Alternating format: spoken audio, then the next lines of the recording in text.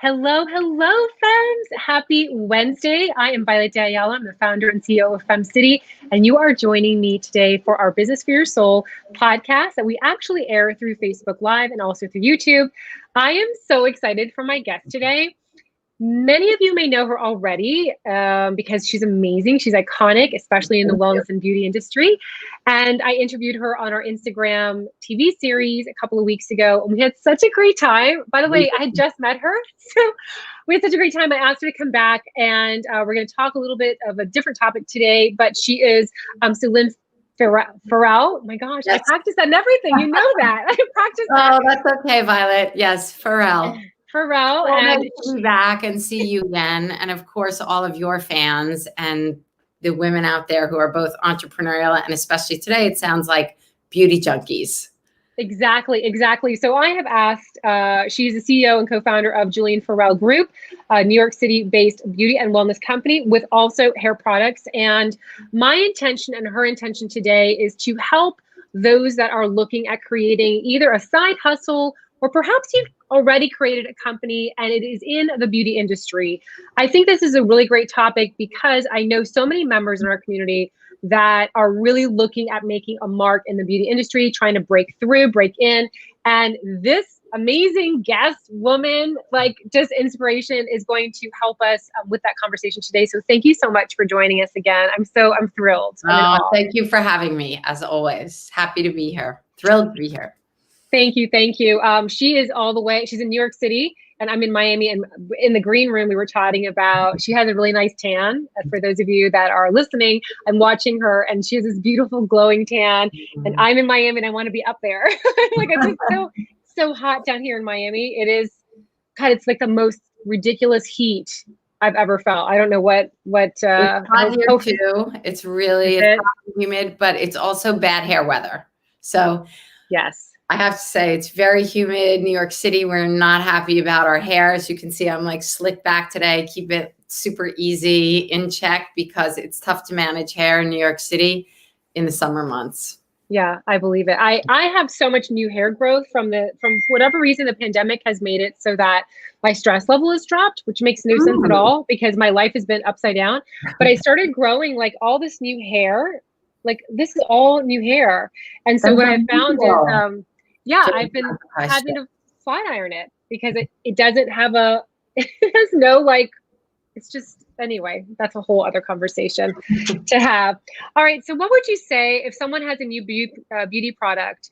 What are some ways others to get to know about it? I think that's the first thing that I think a lot of women are facing is that they have this new beauty product.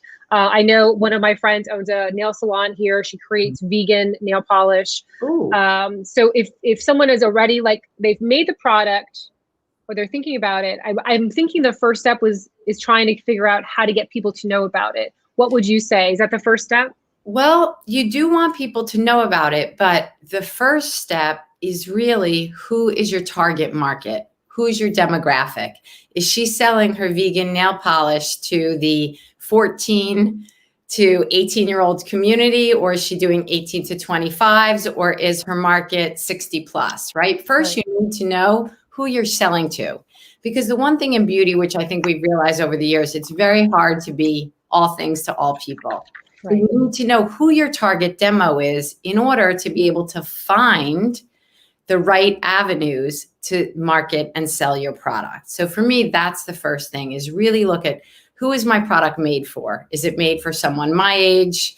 What's the community? What does that community look like? Also, a good way to think about your community is to create a list of your 8 or 10 favorite brands that you say, here's where I'd like to be in 3 years or 5 years. And what are they doing? So for example, like my girls are teenagers and they love Glossier.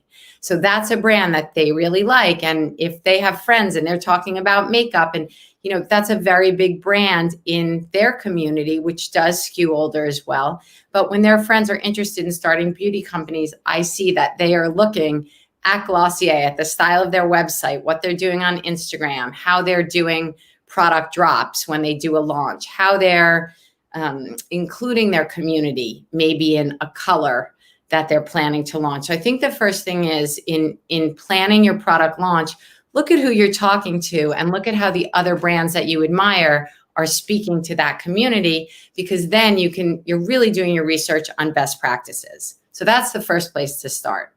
Right now, generally, which I'll say, and again, depending on your demographic, build out a simple website that really gives you the credibility as opposed to just being a Facebook only or Instagram only brand. Yeah. It's a big step. Like, who are we? What's our mission? Why did we create this product? You want to be able to tell your story.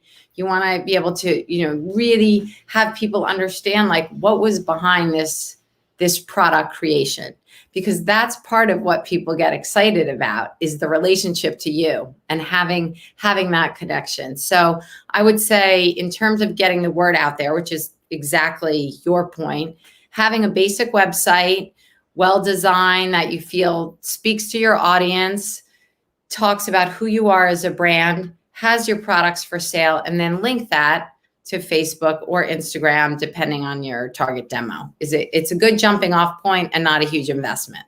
Yeah, I love that. And, when we first started FemCity, I got our demographic wrong completely. So I was thinking people that I was targeting were like me. So I read a lot of the business publications, and that was my world. And I spent so much time putting ourselves like an entrepreneur in Success Magazine and Fast Company. I mean, it's still always a big blessing, but that's not where our people are at. Like, they're just not there. They're on other platforms. And so that was a really big Where lesson. is your audience? Like, where actually is your audience versus the business publication? Yeah. Where are they? They're really on Facebook and on Pinterest, and they're in publications. I mean, like, More Magazine would have been a good fit. More Magazine's no longer around. Oh, but I loved More. I know, me too. Me too. And I'm almost 50. So I think that our following is really that chunk, right? About 50%. And then we have a couple, like maybe 25% in the younger, and then 25% a little bit older than 70. So, but I wish someone had told me that at the beginning, because they spend so much time, and it added credibility. So that's fine. It worked out. But if I had known all that, where to spend my energy and my time. So I think that's really great advice that you've given, that I wish someone had told me year 1, year 2, year 3. And I want to also piggyback on what you mentioned about the simple website, because there are so many women in our community that perhaps they do like an advertisement on the FemCity website, and we always link it, and then they link it to a Facebook URL. And I love that you shared that you really want to have it go to a website, and you can have on there, the share, follow us on Facebook as well. But the truth is, you're right. It doesn't look as professional. If you don't have that website, it doesn't look that. It's just like having a Gmail as your business account. I was just going to say the same thing. If you have a Gmail, it doesn't, you're kind of like, does that person really have a business or not? Yes. So there's a platform called Wix. That's a simple, and they have a free platform where you can do an upgrade. Off the top of my head, I think it's around $30 a month. It's very reasonable, but I think something like that, find a friend, find a college intern who wants something for their resume, have somebody help you build that simple website with your favorite colors. You can choose your fonts right out of the box. It's just a really great out of the box solution to get you started, to then make sure you have a viable business before you make an investment that could be thousands and thousands of dollars. And the other thing at the beginning, especially in beauty, that's very specific, one of the largest beauty drivers with new products is sampling. Oh, that was my next question. So think about samples, just starting with your friends and family. That's what we did. At the beginning with our hair care, I found from just like a random product supplier, these little pods, like a little round pod that maybe held a small amount of product with a cap. We put stickers on by hand, and I started giving product out to everyone that I knew. And I said, try this. Tell me, how is it for your hair? Is it working? And that was really our grassroots sampling that we did for the first couple of years. Then we went to paquettes, like a traditional foil paquette. Yeah. Now there's also paper, different recyclable and sustainable materials in paquettes. And now we're travel sizes. So you graduate as time goes, but I think having the sampling at the beginning lets you not only make product improvements if you need to, if there's criticism, but really starts to get the word of mouth out. You can give it to a friend who's having a party. I mean, my kids would have birthday parties and I'd like be giving their friends' moms like these little things of shampoo and conditioner to try. But, I felt like whatever. And I'd say, please just shoot me a note. Tell me if you liked it or not. That type of sampling at the beginning to also know, because I think one of the ways that we tend to have or can have tunnel vision when we start our own product, our own product line, is we think about what works for us. Yeah. Maybe we love a product, but like you may love a bronzer that works great with your skin type that doesn't work for my skin type, or makes me look too orange and you look really great and tan with it. So I think there's also a way that you need to really find the set of who you think your target demographic is and have them test the product and provide very straightforward, honest feedback. I'm so happy that you shared that you guys did that at the beginning, that you did the little samples and you put them in there, because I think also the misconception that I see a lot of our members have is that they see iconic women like yourself, right? You're already at the top, like you're just doing amazing. And I think that they feel like that was like overnight, right? Like you just boom. And I know we talked about that last time, but I'm so happy that you shared the truth and the honesty about, at the beginning you started with this and then it grew into this. And then it grew into travel size. And then I love how you also mentioned like giving it to your friends and even like birthday, having people at your house and like here, try this. I really love that, because I think that might be holding back a lot of people that are listening and watching and thinking that they don't have the bazillion dollars, right? They only have very limited, but you do the best you can with what you've got. And you were like, I'm going to create this sample. I'm going to package it. It's just to get it out there, to get it to people. We ordered sheets of stickers. I would say each was about the size of a quarter. We printed them in our office and we put them on top of the pods with Julien Farel. It was, homemade, hand done. It didn't matter. And then we did, little postcards, again, probably a heavy cardstock sheet of paper that we could print in our office. And that was in the salon. We didn't have a product company at that point. And we were printing things with bits of information, like, here's what Restore is. Here's what it does for your hair. Here's why it's different. And we put 3 or 4 bullet points, just talking about what the product was, directions on how to use. And I mean, simple things. So it's, when I say, look at the companies you like and look at their best practices, look at who you think, I want to be their competition in 5 years, and see what they're doing. Those types of inspiration that you can get from the marketplace. Find your favorite packaging on Pinterest. Yes. Right? Pull it, print your own stickers, do what, handwrite notes. I still handwrite notes. I mean, that's also an important thing, but sometimes we'll have somebody who just places a tremendous order on our website. And I make sure that instead of sending it from our warehouse, we package it in our office. I handwrite a note and I add a few gifts. And I think that's just, and say, thank you so much, my business card, and say, if you'd like to give any product feedback or write to me, always interested to hear. Thank you for being such a fan. I love that.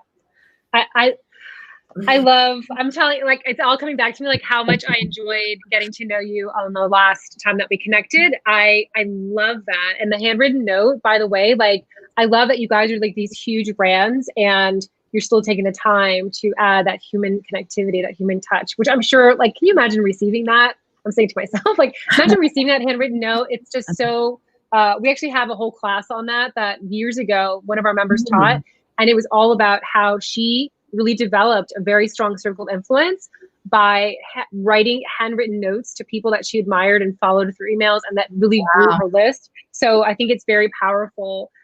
All of that. So let's say someone's listening right now and they're saying, okay, I'm now going to start doing the samples. I'm going to do it myself. I know that reviews have a really big place when it comes to having your product, whether you're starting on Amazon. I know a lot of our femmes are starting to sell on Amazon or maybe other platforms like Etsy. But how do you start getting people to leave reviews when they love your stuff? Well, part of the success with reviews is as your product builds. And also, I think, again, we go back to friends and family. When you have someone who comes and says, oh my God, I love this nail polish. It stays on for a really long time. Your colors are great. You say, please, Would you be willing to write a review, and I'll send you out a bottle of polish as a thank you? It's an easy way to give someone a gift in exchange. The other way to do it is to do a more formal gifting program. So for example, and I can use one specifically that we did last year on Facebook Italy.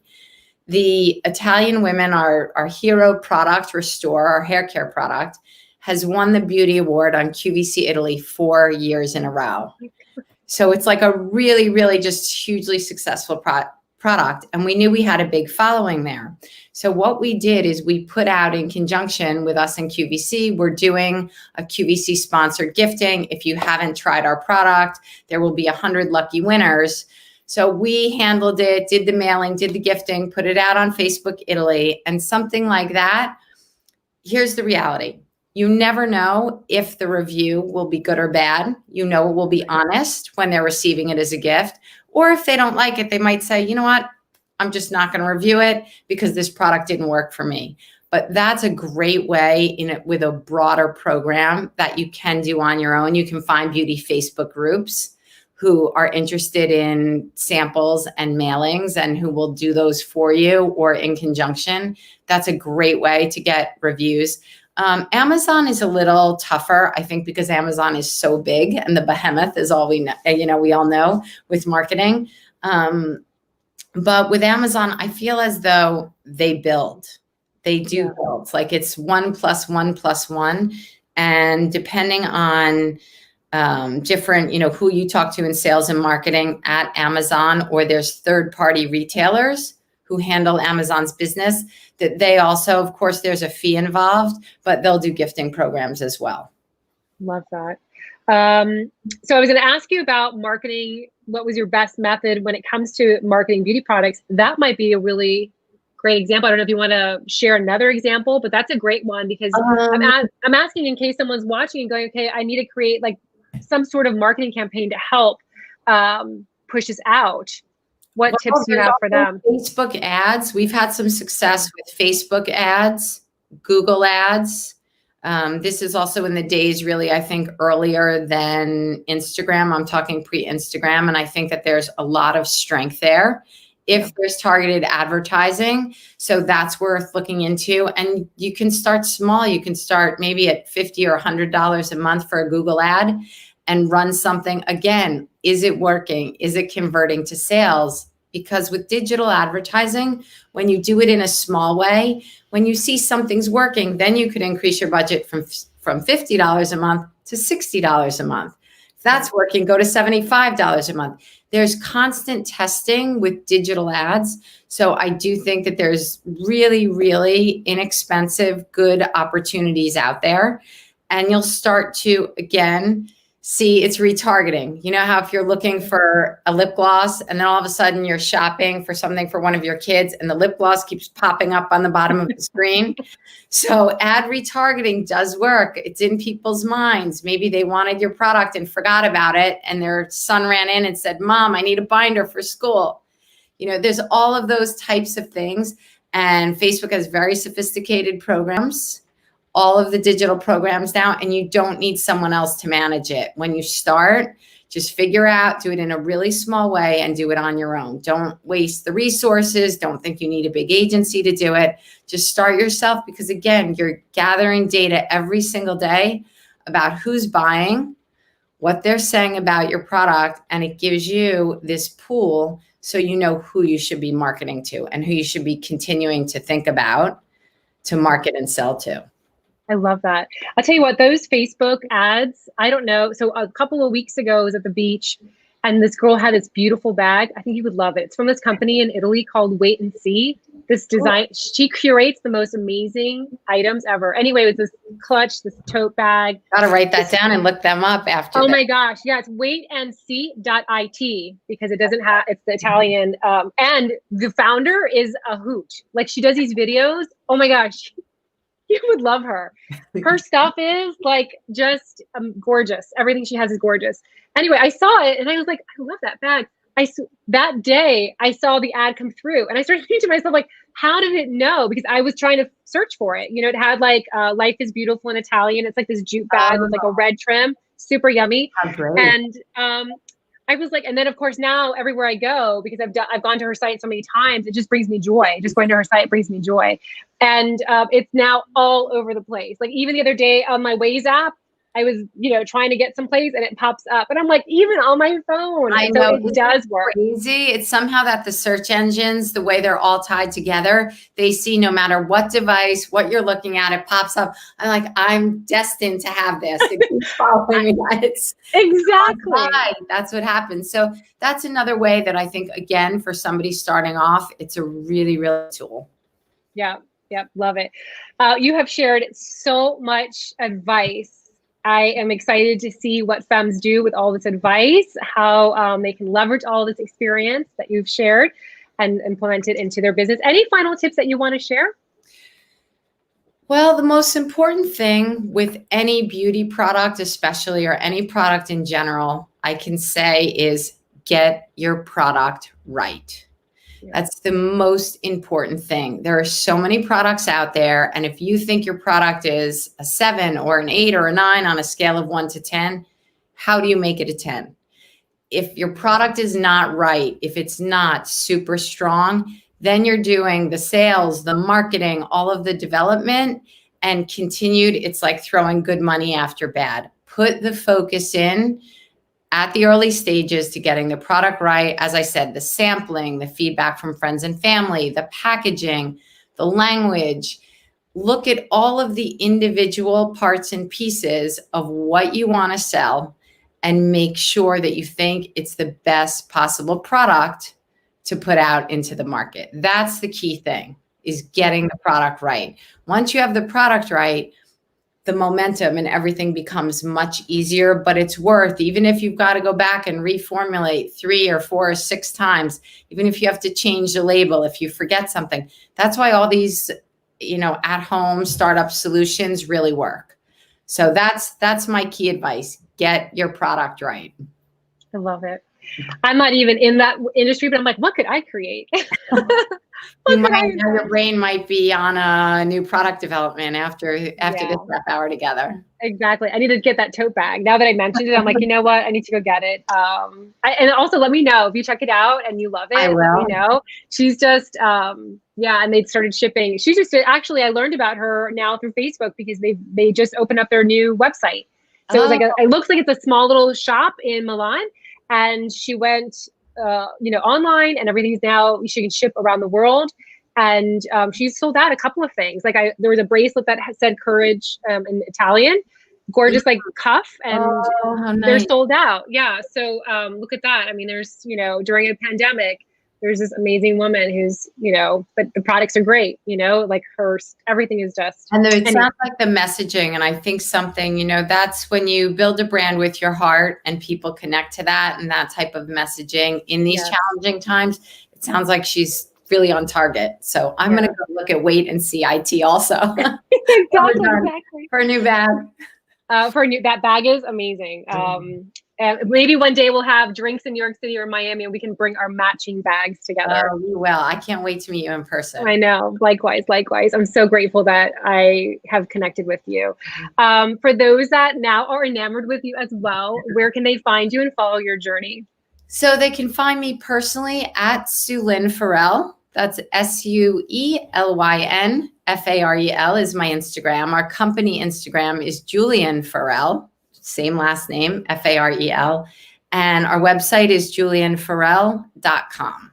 Awesome. And also, if anybody wants to reach out to me, feel free. On our website, it's beautyhelp@Julien Farel. And I'm happy to offer complimentary consulting. If somebody has further questions and they want to touch base with me directly, it will come to me there. I would be happy to talk to the FemCity community anytime.